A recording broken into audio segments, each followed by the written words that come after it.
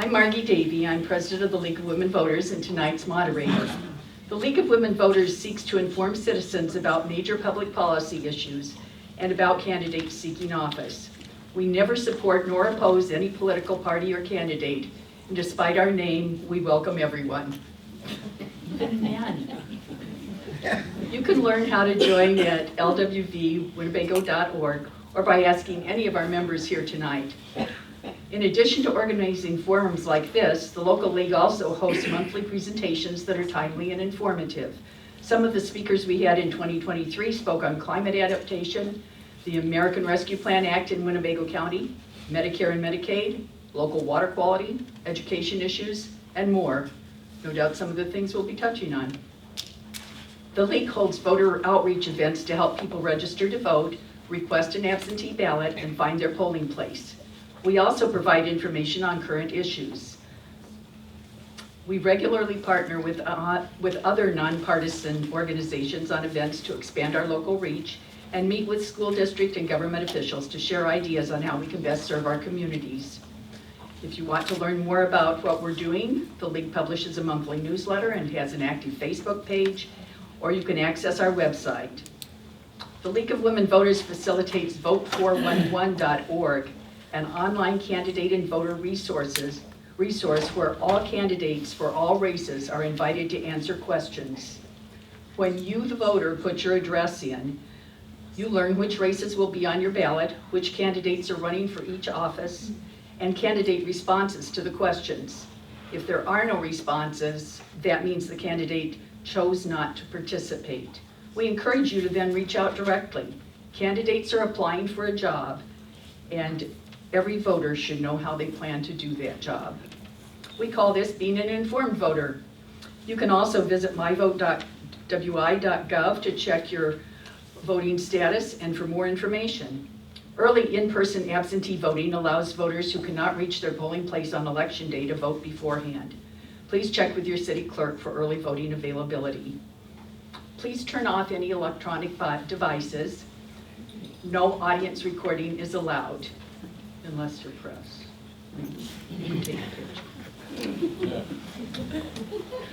Tonight, 4 candidates are competing to become the next mayor of Menasha, as Mayor Don Merkis is not seeking re-election. They are Kyle Coonan, Austin Hammond, Rebecca Nichols, and Stan Sevenik. The primary election on Tuesday, February 20th will determine which 2 candidates appear on your April ballot. Public questions were solicited in advance. Those of you in the audience may also submit questions on the cards provided, which many of you did as you came through the door. If a question pops into your head and you still want to ask it, just wave your hand in the air and one of the league members that are standing around with pins on will come and get a question from you. Questions must be for all candidates and may not single out any particular candidate. Questions may have been edited for brevity and clarity, and while we hope to cover as many as we can, we may not have enough time for all. If your question isn't used tonight, we encourage you to reach out directly to the candidates and get the answers that you need. Candidates, our timekeeper, who's going to raise her hand right now, will give you cues. Please heed the stop sign so I don't have to cut you off, and I will.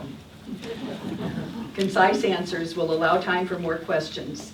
This is not a debate. You will each be given the same amount of time for each question. And now, you will each have 2 minutes to summarize your background, qualifications, and your motivation to become Menasha's new mayor. Why should voters choose you over the other candidates? And we'll start with you, Rebecca. Thank you. Good evening, and thank you all for being here, and thank you to the League of Women Voters for hosting this event. Menasha needs an experienced, committed, and a little nerves, right? It's a big crowd, thank you. Menasha needs an experienced, committed, and responsive leader to be our next mayor. That person is me, and it's why I'm running. As a homeowner and a parent raising 2 kids, I share the challenges, concerns, and interests of many of you here tonight. In 2008, I made the decision to stay at home with my children, which gave me time to volunteer and deepen my roots in this community. I joined the board and eventually became president of Doty Island Development Council, the oldest neighborhood organization in the region. Serving on the library board ignited my interest in city government. I was elected to city council in 2013 and am serving in my 6th consecutive term.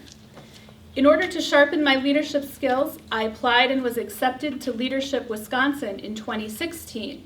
This intensive 2-year course brought me into contact with leaders across Wisconsin, around the United States, and to Croatia in Eastern Europe. We explored how a changing economy affects people's lives, small businesses, and communities. I've served on a long list of boards and committees during my 11 years on the City Council, guided by the principle that policies and decisions coming out of City Hall have real impact on your daily lives. Some of my proudest accomplishments include reopening Shepherd Park and removing lead service lines from the City of Menasha's water system. I can manage tasks and people and understand the budget process. These skills, combined with my experience and longstanding commitment to Menasha, make me the most qualified person to be your next mayor. Thank you. Thank you. Next, we'll move to, I'm sorry, you need to turn your name tags a little more towards me, I think. To Austin, thank you. All right, well, thank you. Good. All right. Good evening. My name is Austin Hammond, and it's an honor to be here this evening to share why I want to be the next mayor of Menasha. I'm running for mayor because I believe in the city, and I truly believe that our best days are before us. I want your place in the water to be more than a motto, but a way of life. If we make water a focal point, success will follow. Though I wasn't born and raised here, I have family here that goes back 3 generations, and I want to make the point, I chose to live in Menasha. My wife Amber and I could have moved anywhere, and we made the decision to start our lives together here. Shortly after moving here, I was elected to the Common Council. While on the City Council and the Brotherton Indian Nation Council, I've had the opportunity to listen, to have learned a lot, and to have led with conviction. And the experience that I've had with visiting with residents, talking to small business owners, and getting to know the city staff has truly been an honor. My educational background is having an associate's in digital media technology, a certificate in Irish business and culture during a study abroad, a political science degree in political science, and I'm pursuing my master's degree in public administration. My professional work has been a nonprofit as both an outreach coordinator for the Habitat for Humanity and the Rock the Block program, and as the development director for the Atlas Science Center.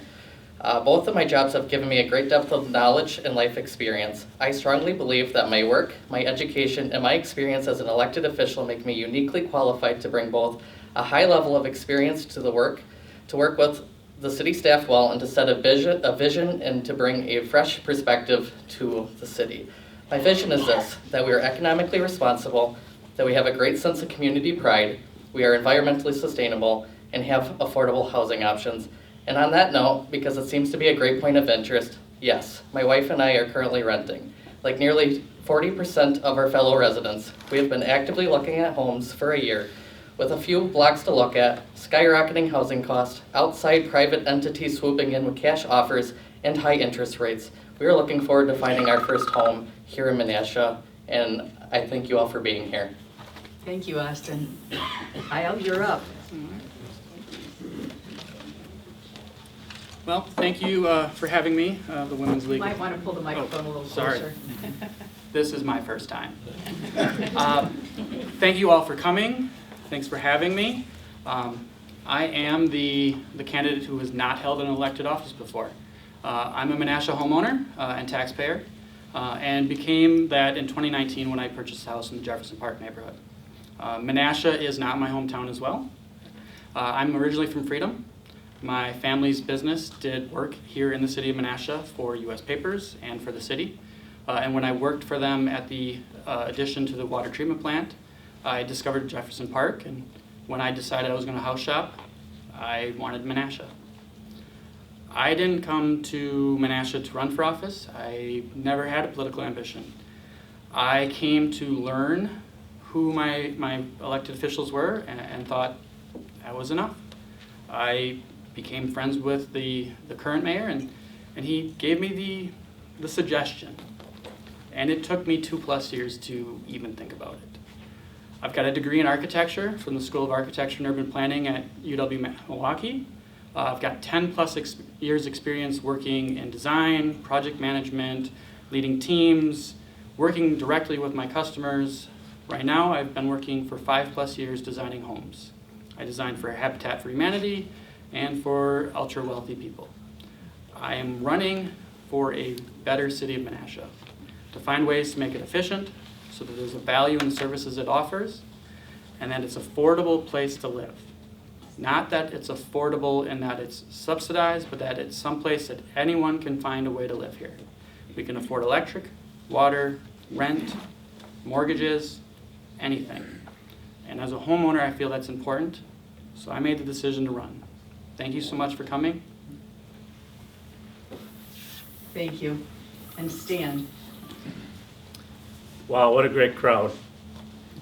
And I'd like to thank the league also for putting this forum on, because it gives us an opportunity to show the differences here in the candidates. I am a Menasha Blue Jay. I'm the only one that can say that here. I was born and raised here in the city of Menasha and educated here.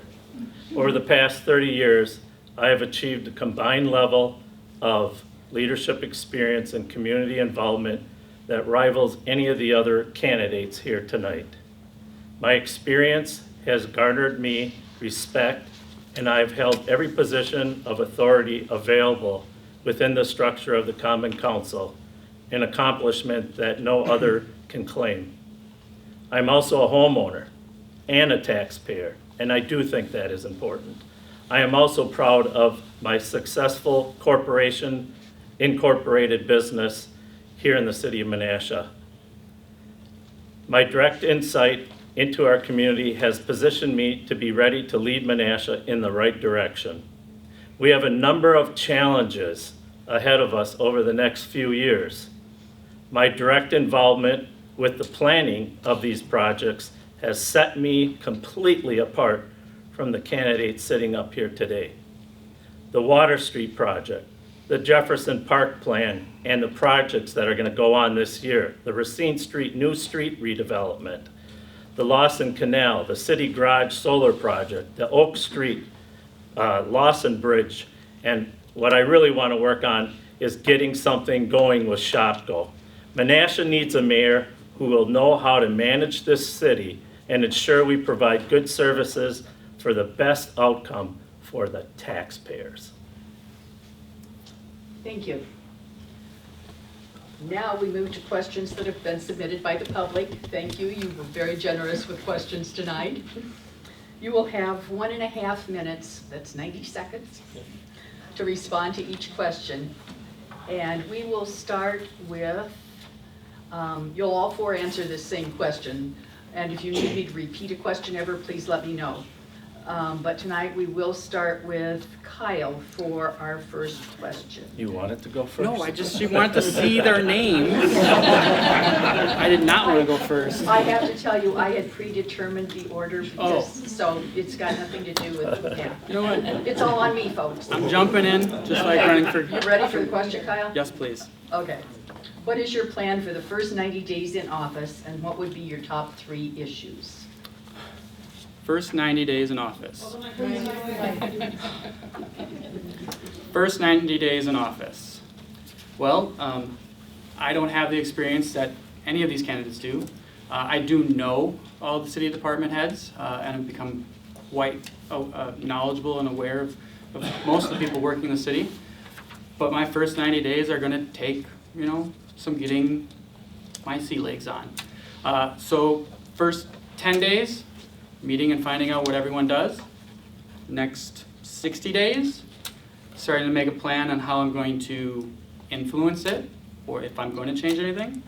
And the last 20 days is trying to get that working. My top 3 priorities are bringing development into the city. We are landlocked. We need to clean up our image, and using development to bring in business, create opportunities for housing, and to clean up that image is what my goal will be for 4 years. So, thank you. Thank you. Austin? Thank you. In my first 90 days as mayor of Menasha, I would take the time to get to know the city staff and all that goes into their jobs. So set one-on-one meetings and really hear the ins and outs. I want this to be a collaborative effort where we're working together because they have the education and the experience and the expertise in their respected field. I would take the time to get to know all of the respected members of the Common Council and hear what their visions are. And in addition to, I think it would be important as the mayor to do mobile office hours and meet with constituents on a bi-monthly basis on different areas of the city to really be in touch with my community around me. And my 3 top priorities would be water quality, because our motto is your place on the water, and if we do all future development and growth around our water and take care of it and take a stern stance with the DNR, I think that will project us into the right direction. Collaborating with downtown businesses to create a thriving downtown that folks want to visit to and enjoy, and look for affordable housing options because people need somewhere safe and accessible to live. So work closely with community development entities like Habitat for Humanity and other great folks and partnerships in the area. Folks at the end of the day want somewhere safe and affordable to lay their head at the end of the night, and that is really important to me. Whether you're a homeowner or whether you're a renter, it is really important. Thank you. Rebecca?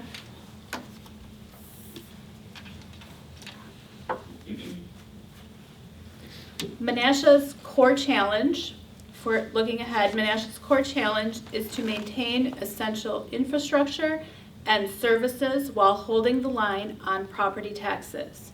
In the past, we could address this by expanding our boundaries, and that is no longer an option for us.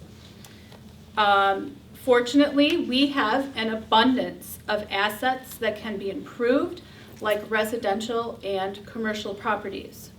So my first initiative as mayor will be to work with city staff, businesses, and citizens to map those opportunities, to find where they are, the opportunities that can enhance the value in all corners of the city, and then I would prioritize those projects first based on cost and benefit, and then on benefit to the community. And the third step in that process is then to pursue investment from both the public and the private sectors to grow our tax base, all while enhancing the quality of life for residents everywhere. And I commit to reporting to the community on our progress. Thank you. Your turn, Stan. Obviously, someone wrote that question for you. But my number one priority is to grow Menasha. Both new and renewed growth are important steps for us to keep the tax base down. I'm going to have more than 3. The other one is I want to institute a road program and get back to the 5-year program that we once had. Also, by growing Menasha, we increase the tax base. And one way of doing that is through grants. I want to be the grant mayor of the city of Menasha. And also look at our Shopko Plaza. Shopko needs to be taken care of, and I'll get more into it when I have more time, the things I've done for the city already. But those would be my priorities for the city of Menasha. I mean, it's a little scary that you look around our community and things are developing, but yet not as quickly here in the city of Menasha. I'm not going to be a mayor who sits in his office all day. I'm going to be a mayor that's out there in the community and outside the community, tackling the tough issues that need to be addressed. Thank you. Okay, new question. Austin, this will go to you first. How would you address the need for affordable housing in our city across the age spectrum? Yeah, this is something that's really been on my mind a lot, and it's a really important issue that the city of Menasha is reckoning with. And the biggest thing that I would do first is really look into all of the potential possibilities with community development. What are new developments that we can do that will expand the life cycle of housing here in Menasha? And one thing I've been hearing from constituents over and over again is the need for condos to be developed for folks that might be advancing in age that want to decrease in house size and have another option in the city to live in. And if you think of housing as a life cycle, then inherently that house will open up for a family that might be starting out. And just looking for really good opportunities for development, collaborative efforts with different partnerships, businesses, groups like Habitat for Humanity that we're taking a multifaceted approach. We need to think of housing, like I said earlier, as a life cycle and have numerous different developments and approaches. Need to look into zoning and different things to be able to do more building, but I want this to be looked at in a very holistic manner because we want to have somewhere that's safe and accessible for all folks, as in the question stated, of all ages, all income, and just all different walks of life.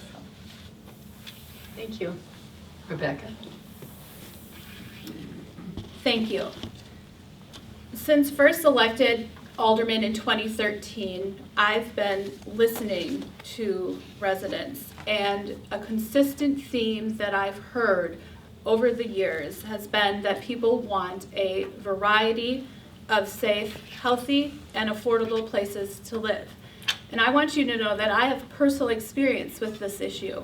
I have a father-in-law who wanted to get out of his house in Menasha, but find somewhere in Menasha that he could stay, and there wasn't an option for him, and he needed to move across the river to Neenah.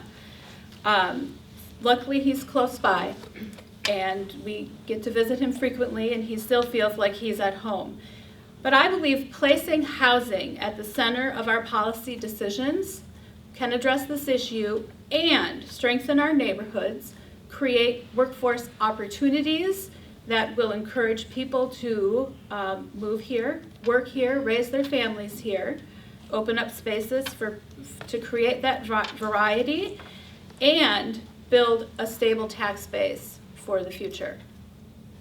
Thank you. Stan, you're next. Thank you.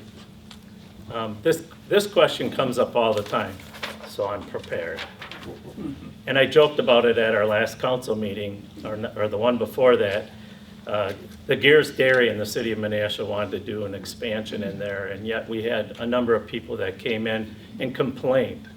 But every time I come to one of these forums, we want to hear about affordable housing. I feel for Austin. I know what he's going through. I'm lucky I got my home when I did, because today housing is crazy. The prices are crazy. So there are options. There's Habitat for Humanity that's done an incredible job here in the city of Menasha. We've had the Rock the Block event where they go through our neighborhoods and make improvements. Menasha has something different than anyone else. We have what's called a deferred assessment policy for people who build new homes, that they could spread that payment time. Like if they get a new street, the first time you get a street put in, you're assessed. So that can be spread out over 10 years. There's also the U.S. Department of Housing and Urban Development program vouchers for low-income people that need to reduce their housing costs. And the council also created what's called the Strong Neighborhoods Program. We have over $870,000 out there for all of you who live in the city of Menasha that want to make changes to your homes. We will help you with that. Thank you.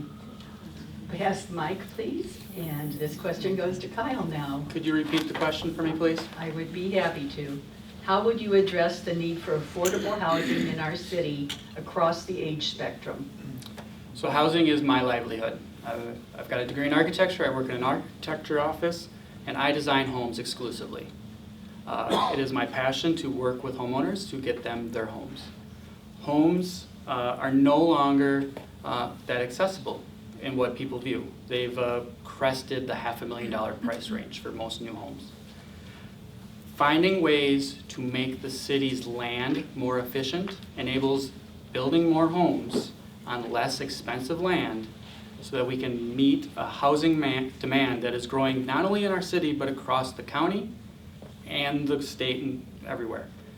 Using programs, in the city, like Strong Neighborhoods, Using new planning and zoning, building code changes allows builders to work to be more efficient and timely, to cut costs that save buyers money. Doing those are easy, quick fixes. A really good way to build on a strong neighborhoods program is to find a way to assist homeowners that are willing to commit to the city with down payments.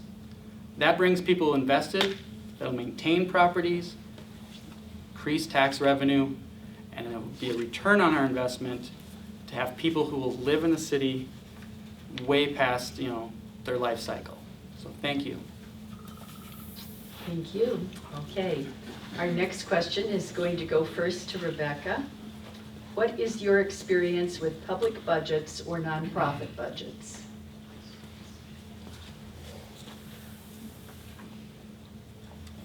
I'll start first with public budgets. In my experience on the city council for the last 11 years, I've been part of 11 budget processes.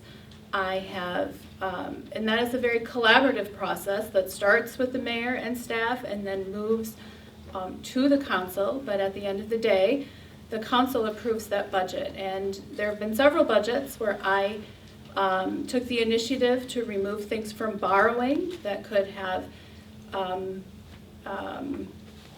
been paid for on the levy instead of extending the cost of those things over the years. As far as nonprofits go, as president of the Doty Island Development Council, we were responsible for setting a budget for that organization. I've also been on boards like the library board, Menasha Education Fund, a nonprofit, Valley Academy for the Arts, where we've gone through this process on an annual basis. So I've been part of the budget process, whether in the public sector or private sector, for quite some time. Thank you. Stan? Can you repeat? No, I'm just kidding. Becky a few times now has talked about the Doty Island Development Council. But I want this group here to understand that I'm a founding member of the Doty Island Development Council. There were 8 of us that started that. That Doty Island sign you see when you go over the bridge, I personally had that built. That was my first assignment that DIDC gave us, and we had a budget for that. And through that budget process, I saved DIDC a lot of money, because what we ended up doing was I went out and looked for the funding. Of course, it made it easier when Banta called me after I met them and said, you never asked us for money, how does $10,000 sound? So it made it real easy. But I also have made changes in our city budget with borrowing. In my early years, I made a change that we restructured it in a way that the payment schedule was quicker, in the process of saving the city of Menasha $380,000. So this last budget we just had, and let me also point out something. I've been on the council more than 30 years, and I have never missed a council meeting. I have never missed a budget meeting. We have a budget now of $58.4 million, but we are in good shape. We are in better shape, I should say. But we do have an undesignated reserve of $2.7 million, and I am very proud of the work that we've recently done. Thank you, Stan. Let's go to Kyle.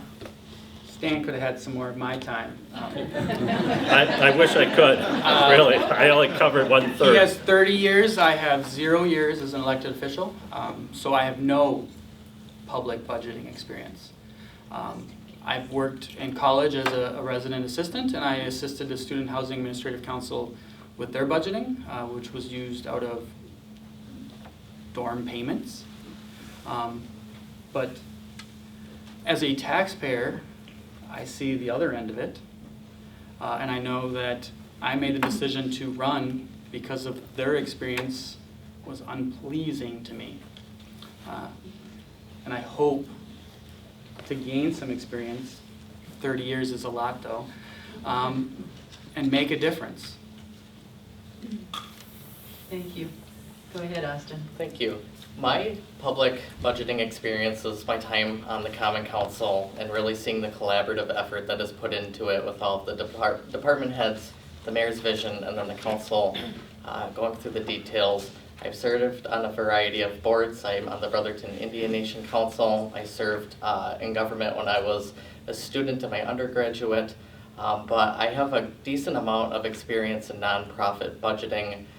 Right now I'm the development director at the Atlas Science Center, and a lot of the work that I do is fundraising, and it is setting a vision for keeping the doors open and keeping the lights on, but also new and innovative things. And I meet with folks from different corporate industries, and I'm doing a lot with workforce development to have an exhibit that highlights what makes Northeast Wisconsin a great place to live and work, to inspire the next generation that success is an apprenticeship, success is going into a degree, and success is going straight into the workforce. So that experience in the nonprofit sector with my role now as the development director for a nonprofit, but also my extensive experience on various boards, councils, that is the experience that I have to speak to. Thank you. Okay, this question will go to you first, Stan. Okay. What are some ways the city of Menasha could improve its environmental impact so that we can leave a healthy place for our grandkids to live? What do you think about allowing wood burning? It's kind of not a segue, but. Well, okay, well, I'll address the last part first. I actually created the ordinance that allowed for you to have a fire pit, but that came with regulations to make sure that people weren't burning certain materials and that it was safe, especially working with the fire department and making sure what they were interested in seeing in that ordinance. Menasha's done a number of unique things in this. We were one of the very first to have recycling in the city of Menasha as far as automation. We used to have, even like on our garbage trucks, we used to have 3 guys on a garbage truck. And then with recycling came along, we were able to use automation. Do you know why our bins are blue in Menasha? Because we were the first to recycle, they showed us these bins and we were like, hey, Menasha, blue, so let's do that. So a lot of times when new people move into Menasha, they want to use their brown container and it's the other way around. But also, one of the things I'm very proud of that I've been personally involved with is our solar project on our city garage. We are now in phase 2 of that because Winnebago County, and thank you, Becky, she's on Winnebago County Board, gave us $145,000 towards that, but it did cost much more than that. So that is another step for us to go green in the city of Menasha. Okay, thank you. Kyle? Could you please read the question? I would be happy to. What are some ways the city of Menasha could improve its environmental impact so that we can leave a healthy place for our grandkids to live? And what do you think about allowing wood burning? I love wood burning. I love the smell. I hate the work. Menasha does a lot. These 3 and the rest of the council and the mayor have done great work. Great work. I enjoy the city because of all of the efforts it's done in the environmental protection, but the work isn't done. Planning for the future involves planning for a world that's changing. Whether or not we accept it, it is. And as we get more dense housing, we need to consider what is, runoff into our river and how does that create the algae that stinks so horribly in my neighborhood. We have to consider heating of asphalt. And then we have to then consider energy. And Menasha has really cheap energy, but we need to diversify our portfolio when buying energy. And so far with the programs we're in, we do a lot of that. And as we grow the city, we're going to create rooftops. And that is an opportunity for the city and for residents and for businesses to look into supporting their own electrical use. And I think that's probably the way we're going to do it. We're already salt-wise, we're already mowing-wise, we're chemical-wise, we're doing doing the work. We just need to find more ways to continue. Thank you. Austin? Thank you. Sustainability is something that is core to my values on a number of fronts. I am really proud to be the chairman of the Sustainability Committee, and I'm really proud of my record during my time on the Common Council for making it an official committee, different things that we've advocated for and pushed forward to the council, and have really had well-spirited conversations, at least to just bring it to consciousness as a collective that these are things that we should be grappling with, these are things that we should be discussing. The City of Menasha, I think, is a step forward by having our own publicly owned utility company. It is such a blessing that we have that, and we're doing great strides because of it. I was able to go out to Washington, D.C. For the APPA rally, legislative rally, to go speak with members of our congressional and Senate, our elected officials. I lost what I was trying to say there, and really talk to the importance of why it is that we need clean energy here in the City of Menasha, and why we're so lucky to have a publicly owned utility company. But other things that we can be doing is trying to take a stern stance with our water, and that the DNR needs to do something about the lack runoff and the amount of pesticide, herbicide that we're using in our public spaces, measure how much energy we're using in our public buildings. These are all things that we can do, are realistic and tangible steps forward. And then other things that I think are important is just really bringing up social awareness to everybody, that we all have a piece of being part of the solution to this. Thank you. Rebecca? First, I want to commend Mayor Merkes and for his vision and willingness to bring these efforts to the Common Council, and for the Common Council and our ability to support these sustainability efforts. We've made a tremendous difference in the city already and continue to do so. As mayor, I would lean on the Sustainability Committee for recommendations, both for city improvements and improvements that individuals can make in their own time and space. I have a feeling, an instinct, that this is something that it's not a one-size-fits-all solution for everyone, and that the solutions and decisions might vary from neighborhood to neighborhood throughout the city, and that it's important for us to have recommendations that provide options for people so they can do what they're ready to do when they're ready to do it. I also think that Menasha Utilities is one of our biggest assets, and as a city we can do a better job of working with them, partnering with them to help Menasha pivot towards a more sustainable future. Thank you. Let's go to Stan. It's Kyle. What? I just had the first question. You did that? I was say, Help me out. I was worried it was me again, because it is me Alright. again. I'll go first if you want me to. I'm fine. Oh, no, you're right, it's Okay. Kyle. It's Kyle. Yeah, you've got the microphone, go for it. I'm Oh, you need prepared a this question, time. would you like a question? I would love the question. That's what you say now. I can just talk. What can you do to moderate property tax increases?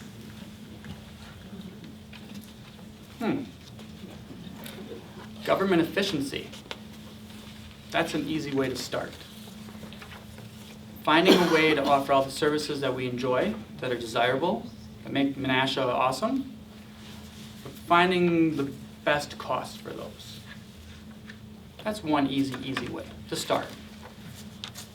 But growing the city is how you bring in tax revenue. So to level out property tax on homeowners, we need to grow the city and bring in new revenue. And that's going to happen on all the vacant lots and empty buildings and Shopko Center, and that's what I do in my work. I work with developers, I work in construction, I work in design, and that's going to be what I'm going to do to moderate taxes, is bring in new revenue through growing the city with what we have, which is going to be up and in. Okay, thank you. Austin? So in order to find ways to be more economically responsible and look for solutions and opportunities to decrease property taxes and be mindful of the money that we're using that folks work hard for, I think one thing, knowing the city isn't the biggest piece and contributor to it, but I think looking for revenue building opportunities to expand businesses and make sure we're utilizing our land that's for sale to bring in new homeowners and new developments for folks to be able to call the city of Menasha home. I think that is incredibly crucial to this, and I think just being really strategic with looking for different development opportunities and different collaborations. And I think as long as you're being cognizant of economic responsibility and that folks work really hard for their money, I think that will really help with being aware of the decisions that you're making and keeping the best interest of the taxpayer in hand. But at the end of the day, looking for as many opportunities as we can to bring in new revenue and make Menasha the best that it can be. I don't view being landlocked as a disadvantage. I view it as a unique opportunity that we have to be able to make Menasha a destination for folks to live, work, and visit. Thank you. Rebecca? Thank you. As I stated before, Menasha's core challenge going forward is to maintain our essential infrastructure and services while holding the line on property taxes. And in the past, we could expand our boundaries, but that's not an option anymore. And so our changes and our growth have to come from within our city. And I think that Menasha's neighborhoods are one of its best assets. And we can improve value across the city by placing housing and neighborhoods at the center of our policy making. When we do that, we can strengthen our neighborhoods, we can provide and create workforce opportunities for people in the community, and we can build that stable tax base for the future. Thank you. How about now, Stan? Uh-oh. Oh, our sign can fall, but we'll still be here. Go ahead. All right, thank you very much. One of the biggest problems we have is that when we do cut taxes and we do get our levy down, we get penalized. I think the state legislature needs to make and give us incentives to lower our taxes when we need to. So if we did lower our taxes, we get penalized the following year. That's not fair. But like Kyle said, we need to grow Menasha. That's how you increase the tax base. That way it helps to take the pressure off increased taxes. We need to form partnerships, and these types of partnerships are like with the DIDC, with the Rotary, the Chamber, and our local unions. I also want to continue our efforts with the Fox Cities Regional Partnership. What's good for the Valley is also good for the city of Menasha. These are goals that I think will encourage development in the city of Menasha. Let me give you an example. The marina. People thought I and others were crazy to think that we should build a marina in our downtown. Most people here may not know that. We dug that out. Downtown was garbage. It was. And by putting in that marina, we spurred on more economic development, attracted new businesses, and created new jobs. Thank you. Oh, the camera. I guess we're Okay, ready. we're set to go again. And actually, this will be our last question before we go on to statements. So, Okay. because we started at 6:30, we end at 7:30, right? Yep. Okay, at least we all agree on that one. I had this scheduled until 8:30. And Austin wants to start this round, I hear. I do. Okay. What specific plan or idea do you have to improve our downtown and bring new businesses to our city? An example would be the old Shopko area. I think the first step that we take as a city for spurring new life into our downtown is to sit and listen to the folks that own businesses and that are working so diligently and so hard to make ends meet. So as mayor, I would try to put together a committee or a task force with different community members that are business owners, maybe some nonprofit and bigger entities to come together and look for opportunities to make the downtown the best that it can be.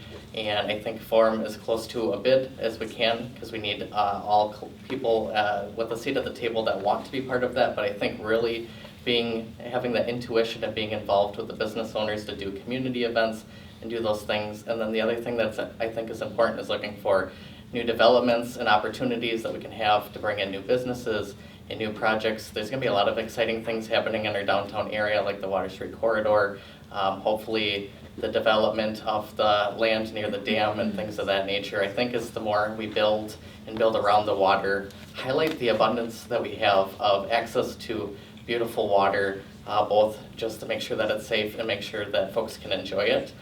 So to summarize, I would put some kind of committee together to really work with the people who own the businesses and are in the struggle and know what it's like.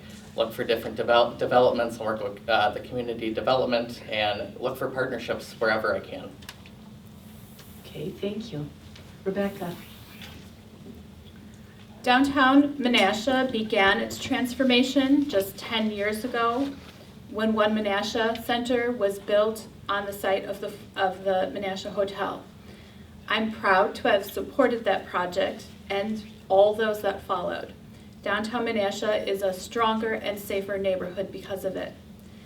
The next step in securing Downtown Menasha's long-term success is a business improvement district or similar organization that represents and advocates for businesses and the overall health of the district.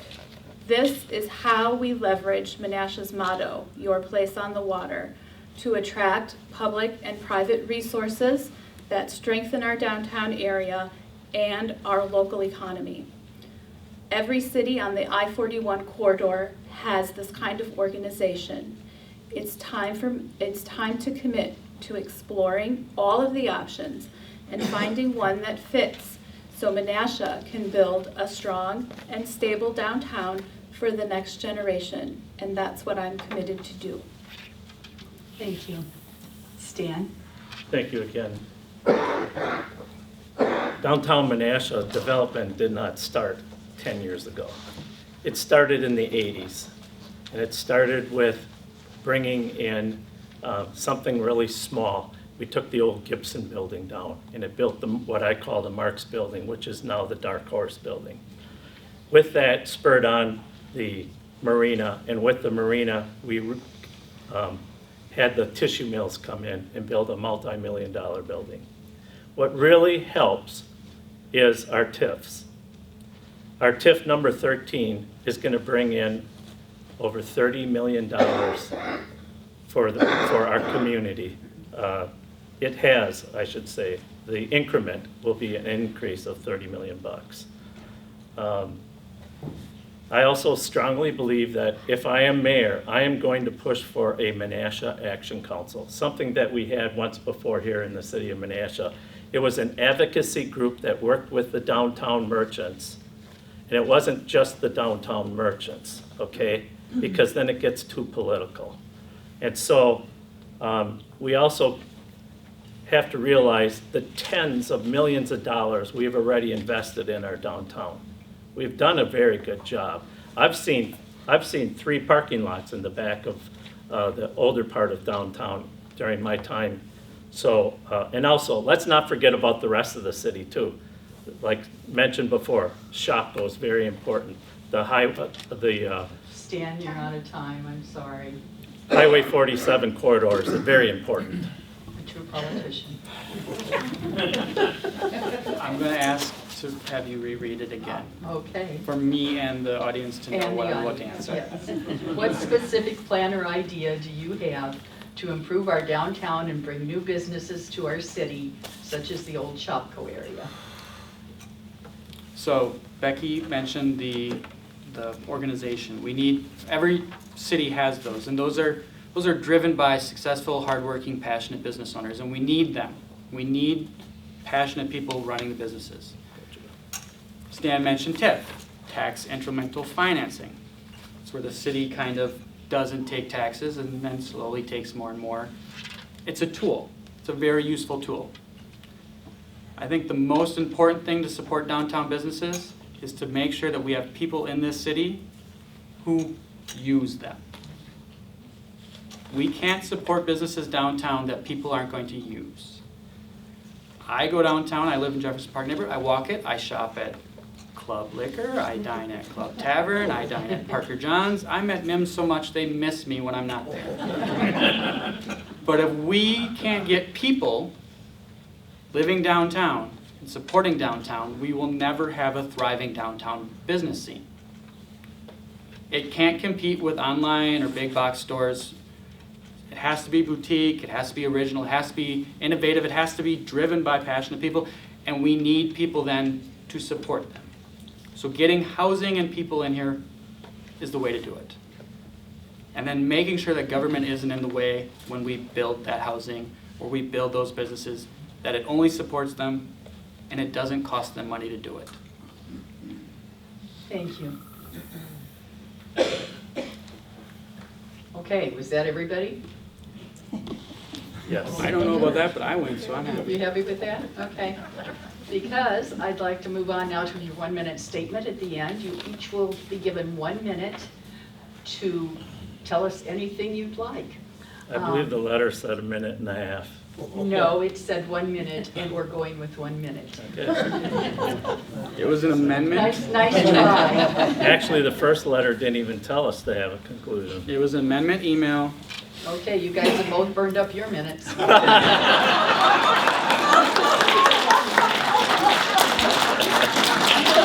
Austin, would you like to speak for a minute? I would love to speak for a minute. Time's up. I'm running to be the next mayor of Menasha because I love it here, and I believe that the city of Menasha deserves a public servant in the mayor's chair. I will work diligently and hard to make sure that we are doing everything that we possibly can to be moving forward. I will lead for tomorrow and make sure that we're being economically responsible, that we're really proud of the community that we live in, that we're being environmentally sustainable, and that we have affordable housing for all. This is a multifaceted issue that is not going to be a one-size-fits-all, but I am determined to do all that is in my power to build the partnerships to be sure that everybody has somewhere affordable and accessible to call Menasha home, and that we have a thriving downtown that people go out of their way to visit and enjoy. And I hope I earn your vote. Rebecca.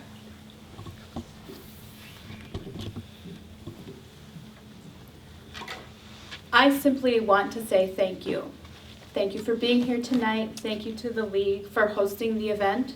Thank you to my family, my team, and all the volunteers, donors, and those supporting me in other ways. The Nichols for Mayor campaign is built on support, enthusiasm, and ideas from people like you. Thanks to all of you for welcoming me and my volunteers at your door. You've been kind and generous with your time, and for that, we are appreciative.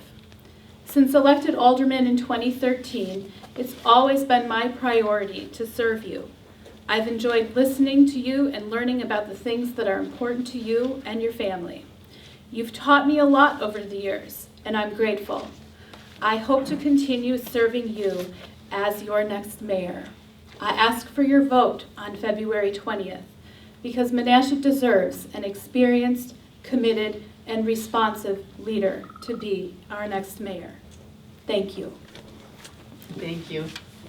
Okay, Stan, I think you have 59 seconds. You cut me off a second? Okay. I encourage everyone to look at each candidate's voting record, or their lack of, and see which have voted to control spending and which have totally continued to vote to add spending. Working for over 30 city budgets, it's important to have someone that has some financial experience in managing the community. That's both in the public and private business setting. Menasha has a number of challenges over the next few years. I promise to always remember the funds that we use to run this city come from you, the taxpayers. Remember, I also have a stake in this community. I'm a taxpayer. Menasha will turn 150 this year. Learning from our past and looking to the future, I have no doubt I will manage our community in a positive direction, making Menasha the gem of the valley. Kyle. You can have a whole minute. I encourage you to look at all 4 candidates as well. I unfortunately don't have a lot of things for you to find. They all have years, 2+ on council of things they've done, and you can look at and gauge them on. Gauge me on this. I am your neighbor running to work for you. I did not come to this easy. When I moved to Menasha, no intent, no interest. I just showed up, wanted to go about my business. I participated in my city. I like to plant flowers at Smith Gardens. I like to help the mayor weed downtown. I like to walk my dog through the parks. I'm running to make sure that this city is something that after I'm gone is worth noting for anyone who knows Menasha. Because when I was a kid, everyone always called it Matrasha, and we need to clean that up. Okay, this concludes the primary forum for the mayor of Menasha. I would encourage you to reach out to the candidates for those questions which weren't answered tonight. I understand there is info on the table outside the door that can put you in touch with the candidates. On Tuesday, February 20th, you may vote for one of these mayoral candidates. The top 2 will move on to the general election in April. The polls will be open from 7 a.m. to 8 p.m. Everyone must show a photo voter ID. You may register when you vote on election day, though I hope you already have. If you need to, take a proof of residence with you. You can go to myvote.wi.gov to find information on registration, ballot, acceptable photo IDs, and polling places. Go to vote411.org to learn more about the candidates. You may also consider voting early. Reach out to your city clerk. On behalf of the League of Women Voters, I want to thank everyone for participating in this forum tonight. The candidates, thanks for being good sports. And thank you all for coming. Remember, our democracy depends on citizen involvement.